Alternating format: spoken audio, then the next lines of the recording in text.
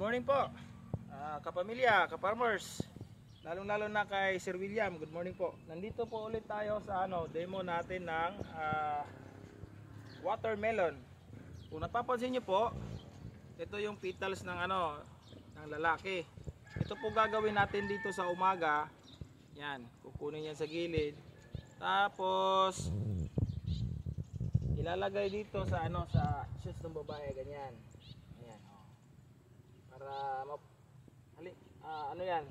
actual pollination yung tawag natin, So today is mag-a-apply tayo ng combustion ash fertilizer. Second application po tayo. Nasa 30 days po tayo sa ngayon, o flowering stage na po ng watermelon. So mag-a-apply tayo. Lalagyan lang natin siya ng akma sa kanyang pangangailangan, kasi nga kailangan natin ngayong i-apply yung may potas para lumaki yung yung production. At saka dahil din sa calcium is hindi siya matatanggal mula sa pagkabulaklak, ay magiging buo siya na watermelon. At sa tulong din ng silica na nasa combustion ash fertilizer is nagpapatibay yon ng stock o yung puno o mismong puno ng tanim. Saka alam naman din natin, meron din tayong phosphorus at iba't ibang micronutrients na makakatulong sa ating pananim na watermelon. So ito na po yung appearance after 30 days mula po sa pagtanim. Naka 4 branches po siya. Yan. At saka ang panglaban natin sa mga peste nito is wala tayong ibang ginagamit kundi ang ating CBM.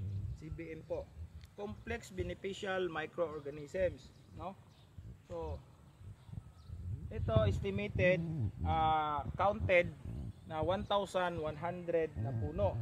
So nasa 15 kilos lang in every application yung ginagawa natin dito, kasi nga nakahilera ito.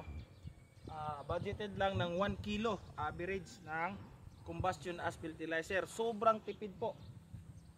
Ibig sabihin 10 kilo lang yung dadagdag natin dito, at saka yung 5 kilos na matitira is ilalagay natin doon sa tubig, at yun naman ang ating gagamitin pang patubig, Tingnan po natin sa malapitan yung appearance.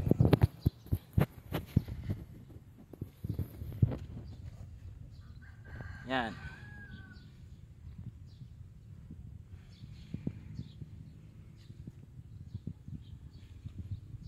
Yan po.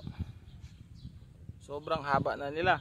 Nasa 1 meter na po. Tapos apat na branches yan, Kasi nga pag abot ng apat na dahon, puputulin natin yung mother vines tulad nito. Yan, ito yung mother vines, pinutol. Kaya nagka-cut siya dito. Nagtubo tong lateral vines, 1, 2, 3, 4. Yan. Sobrang healthy po ni sila at wala tayong nakikitang sakit. Kung nagtatanong po kayo bakit po nilalagyan ng dayami dito, ang purpose po nito is para makakuha siya ng additional moisture po.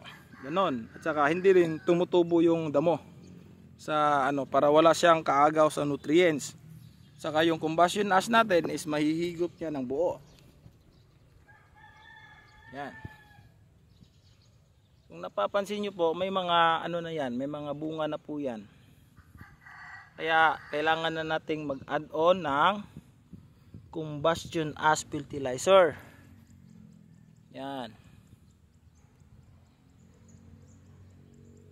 Yan po yung malapitan. Yan po. Yan. Yan na yung niya. Bunga. Tapos tulungan natin yung mga bubuyog sa trabaho nila. Ito yung gagawin natin. Ganyan. Kibali ipapopollinate natin yan. Paalala lang po, pag may bulaklak is hindi muna tayo magi-spray ng kahit anong pesticides o foliar, kasi po mamamatay po ang mga pollen, Yan. Gawin po natin ang ganyan sa umaga mula 6 AM hanggang 8 AM lang po. Yan, kung makikita nyo, sobrang lusog ng mga puno.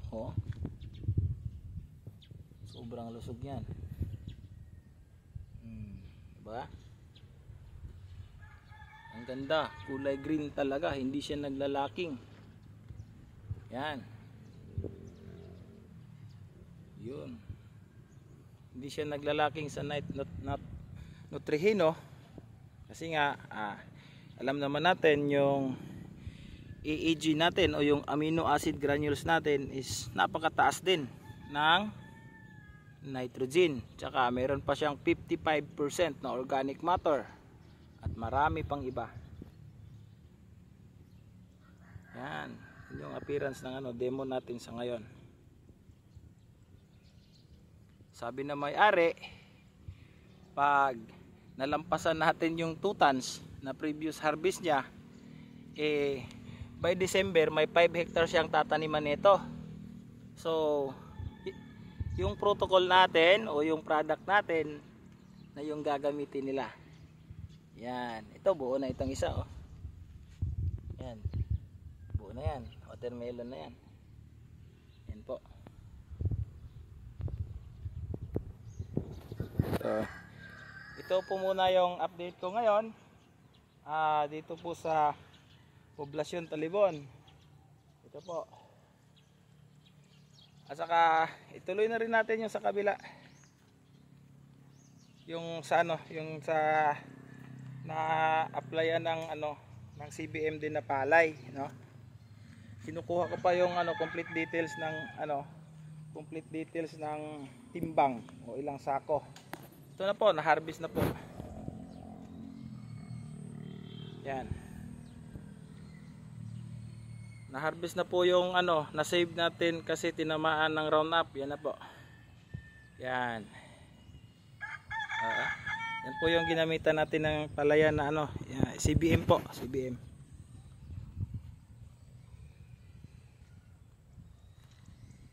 Yan. Sobrang ganda na po ng ng appearance ng demo natin. Sana mapa times 2 natin yung production nila. Kasi nag-average lang sila dati ng 2 kilos every puno. So ngayon sisikapin natin na taasan yung harvest nila. Sa paniniwala ko po, dahil nga sa lakas ng natin, combustion as fertilizer, is tataas talaga yon based on appearance right now. Yan.